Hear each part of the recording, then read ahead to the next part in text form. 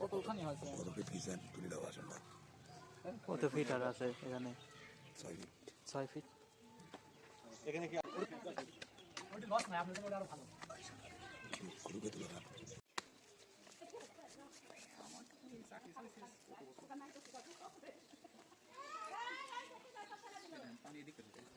এখানে কি আছে নাকি ওই ক্ষতি আছে, গর্ত আছে ওইরকম যেটা ডিম আছে? আছে হ্যাঁ গত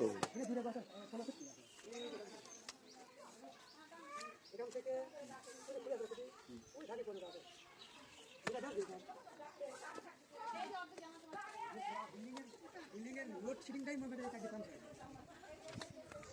সমস্যা দ্বারা তো নিয়ে নিয়েছে